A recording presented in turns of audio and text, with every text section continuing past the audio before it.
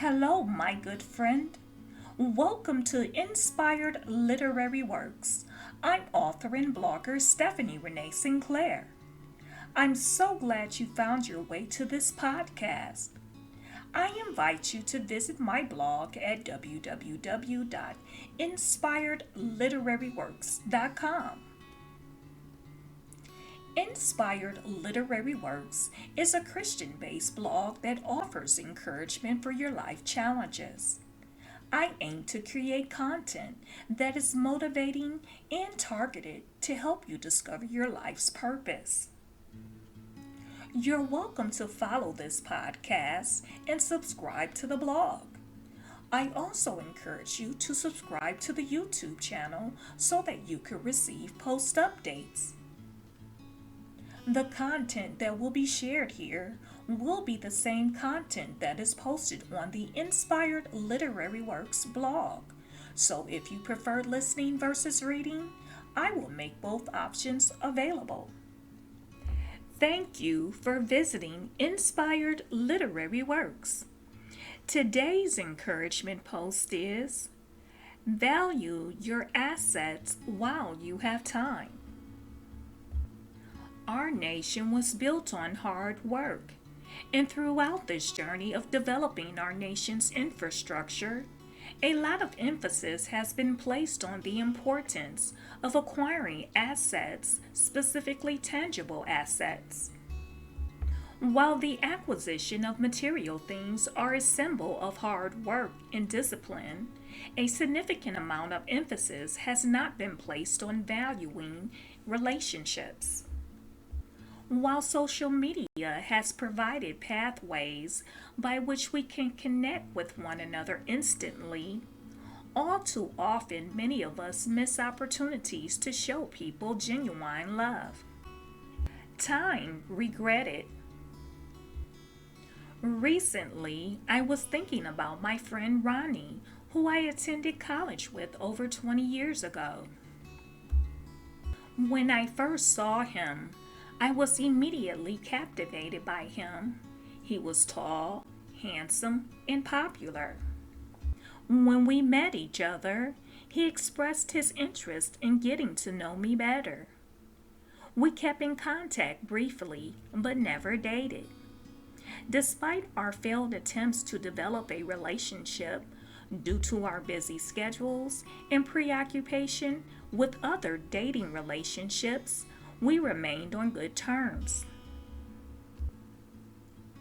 After transferring back to Michigan to continue my college education, he kept in contact with me over the following years to let me know that he was still thinking about me. When he first contacted me, I was shocked because I did not think I was that important to him because of our non-dating status and his popularity. However, he informed me that I was still at the forefront of his mind. Even after he told me this, I still devalued my worth to him because I thought he was joking. Although we have both moved on in different directions, it was nice to know that he did not forget about me even though we had not seen each other in years. The last time he contacted me, he informed me that he was coming to Michigan to visit his grandparents and asked if he could call me when he arrived. I agreed and anticipated his call, but he didn't call. 2.5 months later, I was informed that he died suddenly from a massive heart attack. He was 29 years old.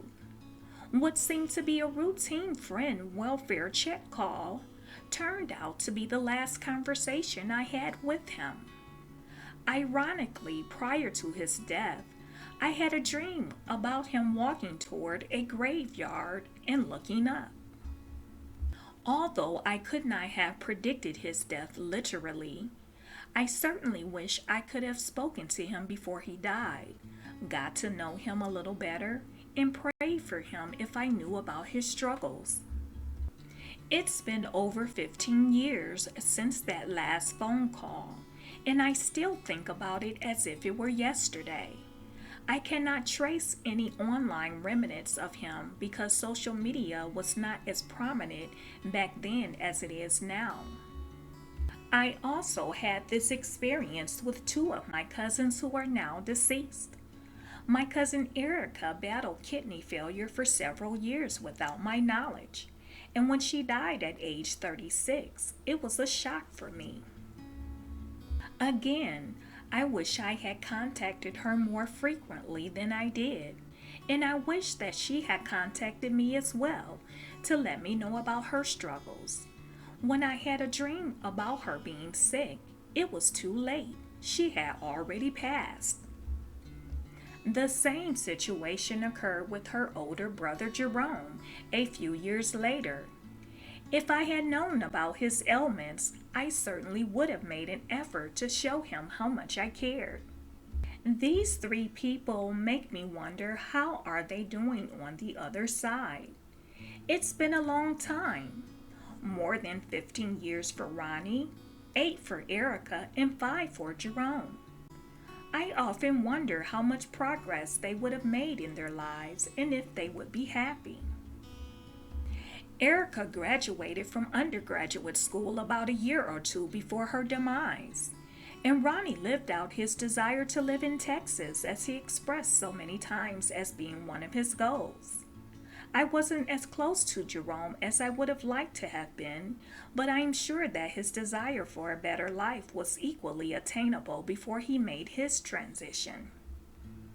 Before night falls.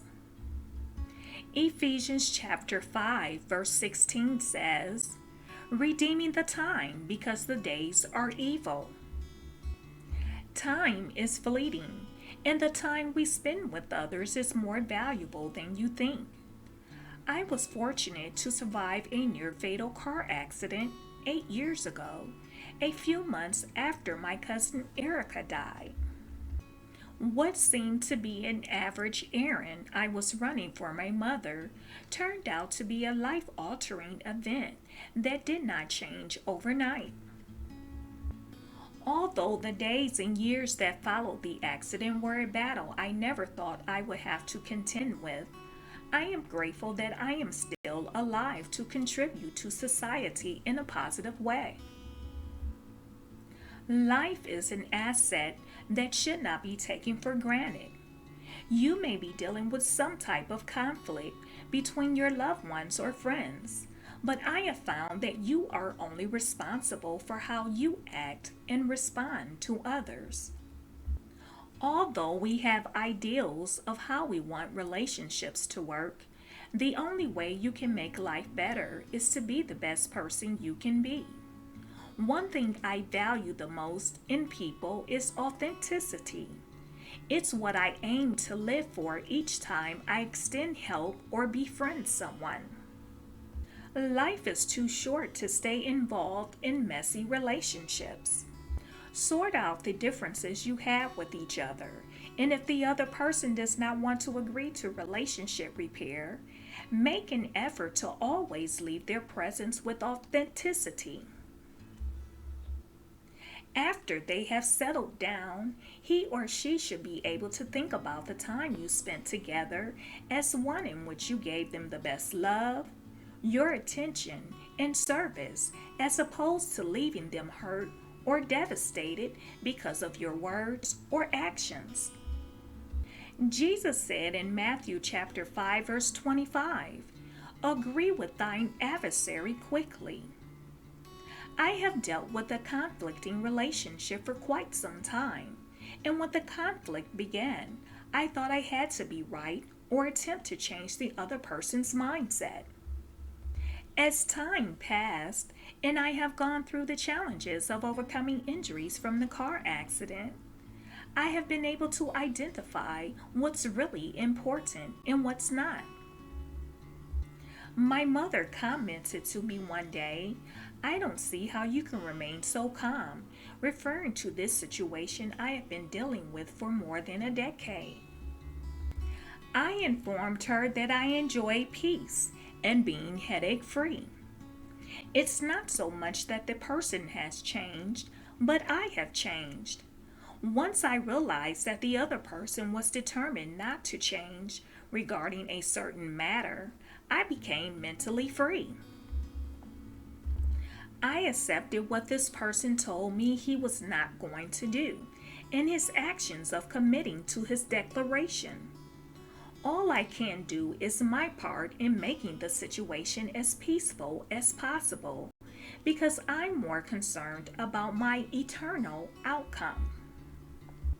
A lot of people are dealing with health issues they don't have to deal with if they will free themselves of trying to make people change. A call for change. If you have caused significant damage in your relationships, it's not too late to amend your ways. Each day you have the opportunity to live. It should be a day in which you strive to change your language and actions. If you have lost loved ones and your relationships were not on good terms, value the loved ones or friends you have left.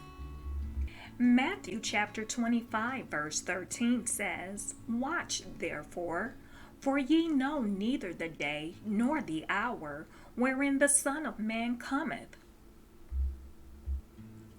Jesus may not return as soon or later as you think, but your demise may arrive when you least expect it. Our society thrives on capitalism in order to function properly. However, we don't need to focus on capitalism to the point where we pretend to love others just to get what we want. Material assets are good to have, but material assets don't make you a quality person. You can't put a price tag on high quality character. People are generally remembered for their deeds, whether good or bad, not necessarily for their possessions, which will be acquired by someone else to squander. Make an effort to enjoy life wholeheartedly, knowing that you have done your best to please God and influence others to do the same.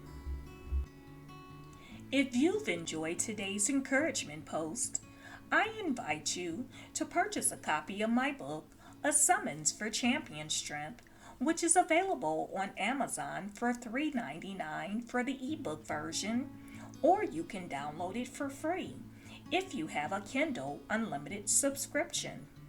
A print version is also available if you prefer paperback books. This book is based on the life of Jephthah, one of the unsung heroes in the book of Judges. I wrote about his struggles, triumphs, and journey to leadership. I also shared my testimony of surviving a near-fatal auto accident, my recovery challenges, and survival methods. In this book, I have also included a daily scripture fitness plan, which is a list of scripture verses that are based on strength. Champion progression charts and victory record templates are also available for you to write down your prayer requests, answers to prayer, and personal development progress. When spoken out loud every day, as a part of your daily devotion, you will be encouraged and motivated to push through the challenges you're facing with confidence that you will become a champion who is able to help others overcome their challenges. I also have another book called Targeted Bible Verses. This ebook is a handy resource you can use during your daily devotion. If you struggle with finding verses on finances, healing, peace, protection, salvation, strength, or wisdom, this reference ebook can help you. You can use the verses to declare God's promises and blessings over yourself, family, and situations. You can also use it as a witness tool to lead others to Christ. This book is available for 99 cents and it's free if you have a Kindle Unlimited subscription. You can access these books by clicking on the links in this podcast description. I also want to inform you about Inspired Teawear, my inspirational t-shirt collection. I personally designed these shirts to spark interest in inspiring others to witness about Christ and to live a better life. The thought-provoking messages are unique, socially relatable, and encouraging. These shirts are ideal for individual witnessing or team witnessing for church or ministry groups. Inspired Teawear offers short sleeve tees, long sleeve tees, hoodies, toques, mugs, smartphone cases, face masks, and other accessories. You're welcome to browse the collection by clicking on the link in this podcast description. I invite you to subscribe to this podcast and follow Inspired Literary Works on Facebook, Twitter at srenee1481, Pinterest, and Instagram, and share the encouragement post. You're also invited to visit my life management tips blog, Streamlined Life Solutions, at www.streamlinedsolutions.com. Until next time, rise above adversity and choose the option to live.